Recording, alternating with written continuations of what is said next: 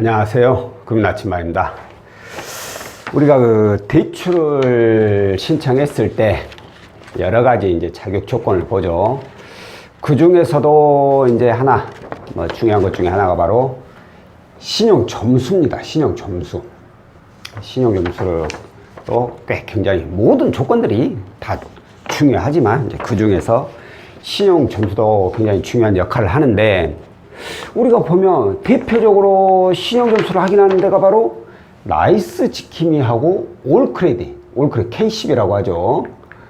올크레딧의 내용, 이 두 가지를 많이 물어보거든요. 아니면 이 두 가지를 많이 기준으로 삼거나 하는데, 점수를 보면 나이스하고 올크레딧 점수가 거의 대부분 다 틀려요.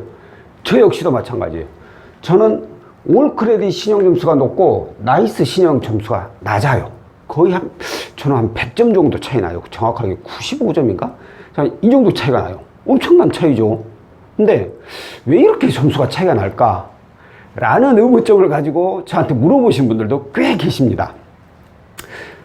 제가 이제 대출 문의를 주시면 신용점수 어떻게 되세요? 나이스 어떻게, 올크레딧 어떻게 되세요? 라고 물어보면 알려주면서 근데 왜 이렇게 차이가 나는 거죠? 라고 이제 많이들 물어보시는데, 오늘은 그 내용, 나이스하고 올크레딧 신용점수가 왜 차이가 나는지 이 내용에 대해서 여러분께 안내를 해드리고자 합니다.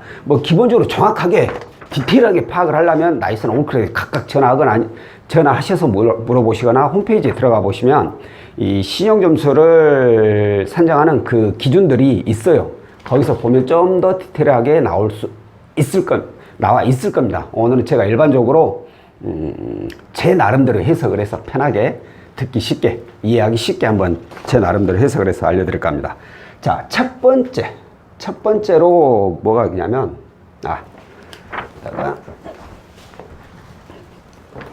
여기는 나이스 기준으로 하고, 여기는 K12, 올크레딧이죠. K12 기준으로 할게요. 첫 번째가, 이게 있으면 내가 헷갈리겠다. 상환 이력 정보. 상환 이력 정보. 자, 이게 무슨 뜻이냐? 상환 이력 정보. 말 그대로 상환을 하는 이력, 상환을 하는 그 기록들이, 예를 들어서 내가 대출을 받았어. 아니면 신용카드에서 카드론이나 현금 서비스, 아니면 신용카드 할부, 일시불 이런 걸 썼을 때 얼마나 내가 연체 없이 잘 상환하느냐, 그걸 본다는 거예요. 만약 연체를 하면 훨씬 더 마이너스가 되겠죠. 제대로 상환을 못했으니까. 그런 거는 얘기 하나만 하고, 자, 여기에 따른 이 비중이 있어요. 상환 이력 정보를 나이스 같은 경우는, 이거 파란색으로 할까? 40.3% 점까지 가면 굉장히 디테일하게 해놓은 건데, 어느 정도까지 적용될지 모르겠지만 100으로 잡았을 때 40.3%면 어마어마한 퍼센트죠. 그죠? K12는 21%. 자, 여기서 그럼 잠깐 유추해 볼게. 내가 대출 건수가 겁나 많단 말입니다. 겁나 많은데 다행스럽게 아직까지 연체한 적은 없어. 아주 좌우간 연체는 없이 칼같이 상환은 다 지켰어. 그러면 나이스는 40.3%나 적용이 돼. 그러니 내가 연체 없이 잘 갚는 사람은 나이스 신용점수가 훨씬 더 높을 수밖에 없겠다 라고 또 유추를 해볼 수 있죠. 어차피 연체해버리면 둘 다 마이너스 되니까. 자, 그리고 현재 부채 수준.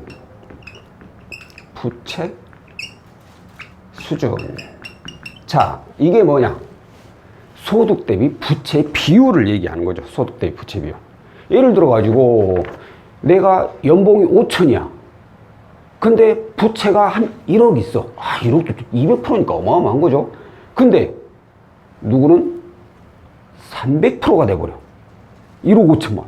그럼 누가 더 신용이 좋겠냐 이거죠.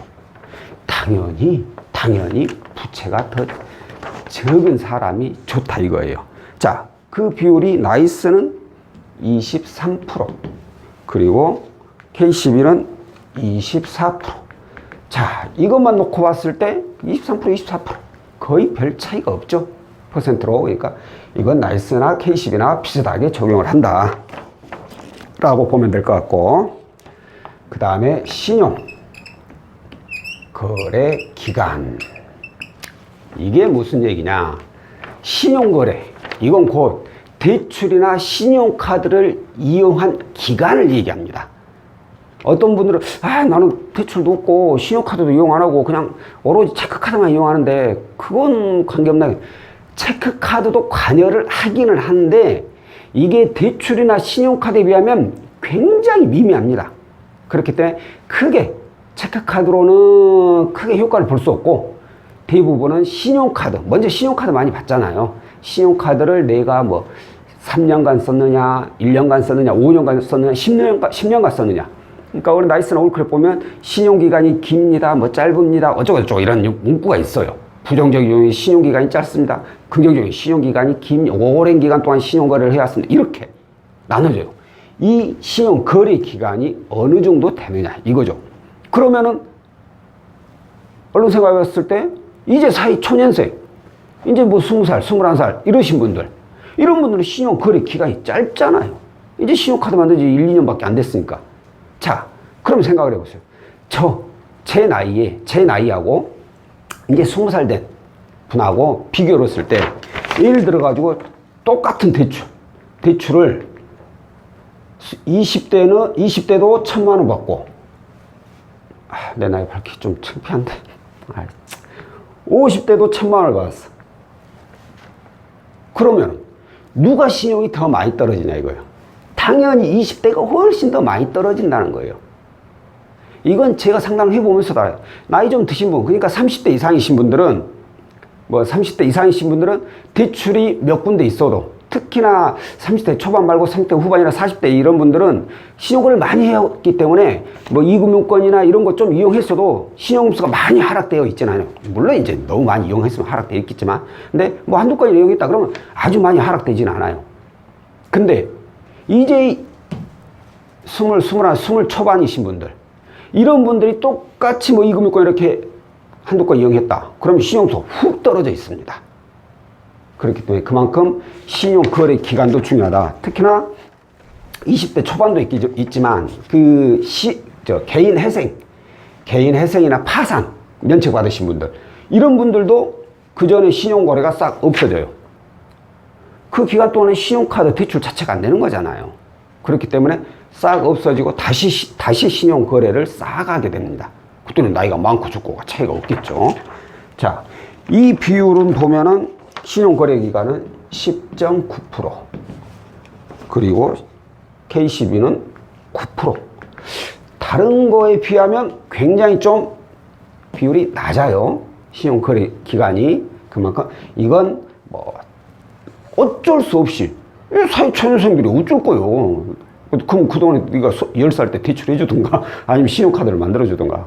그러지 않는 이상은 신용거래 기간이 길 수가 없기 때문에 제 생각엔 비중이 좀 더 다른 거에 비하면 낮지 않나, 그런 생각이 들어보고요. 그리고 신용 형태 정보.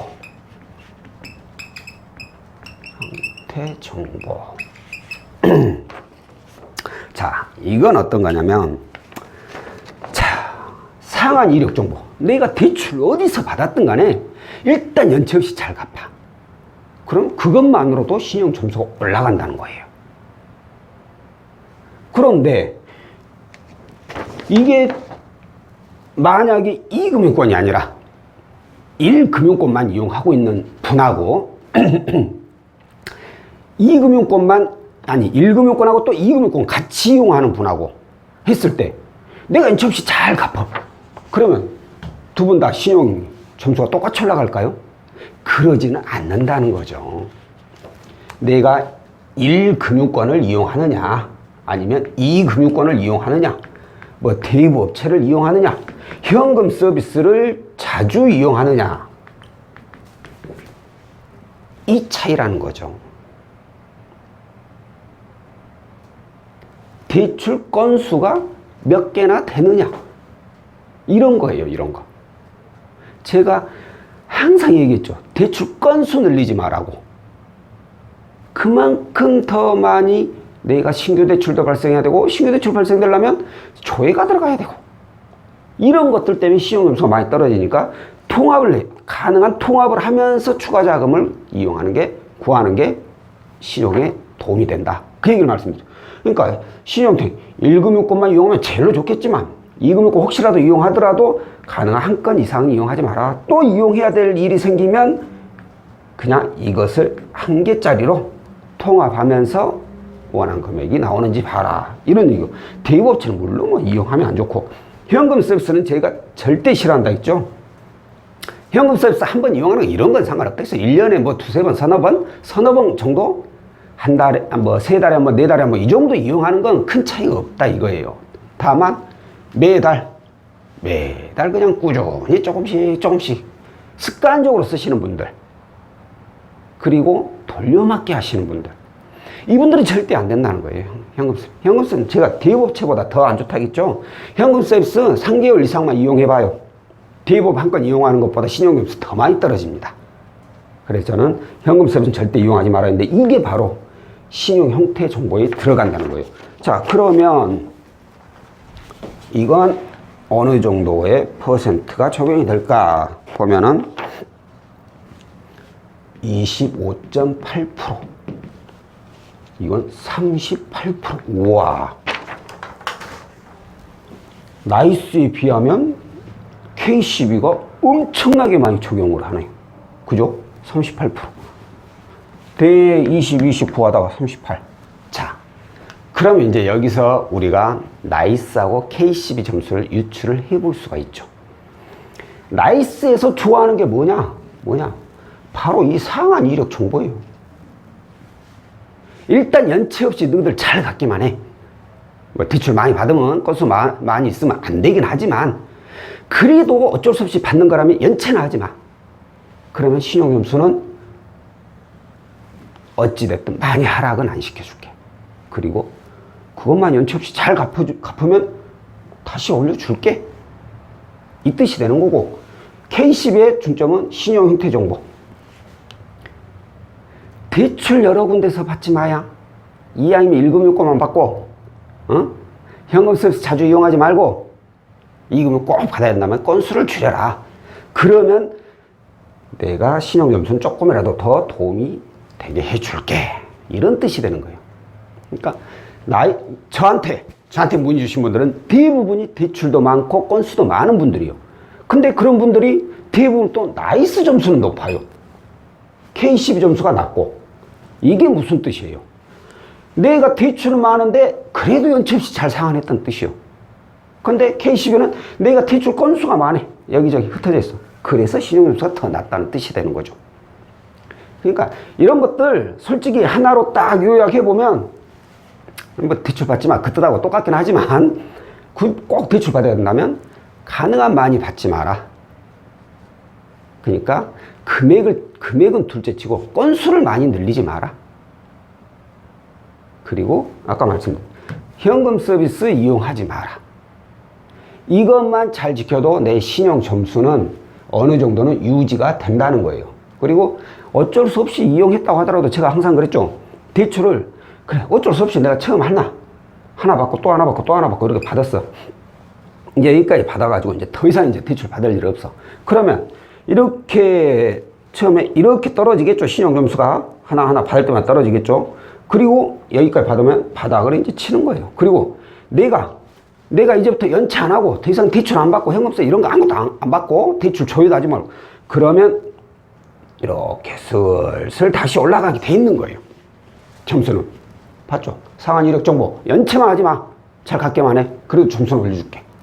나이스는 40%, K12는 21% 적용이 된다는 거예요. 그러니까 무조건 내가 대출 받았다고 해서 이제 점수 안 올라가겠네 이런 생각은 아니에요. 다만 절대 연체는 하시면 안 된다는 거예요. 일단 제 나름대로의 오늘은 제 나름대로 나이스 지킴이와 올크레딧 신용점수가 왜 다른지 제 나름대로 한번 해석을 해봤는데, 여러분들이 잘 이해를 하셨나 모르겠네요. 대략적으로 뭐 이렇게 알고 계시고 좀 더 자세히 알고 싶으시면 해당 홈페이지나 이 나이스나 올크레딧 그 콜센터에다 문의를 하시면 좀 더 자세히 알 수 있지 않을까 싶습니다. 자, 오늘 영상은 여기까지고요. 다음번에 또 다른 내용으로 찾아뵙도록 하겠습니다. 고맙습니다.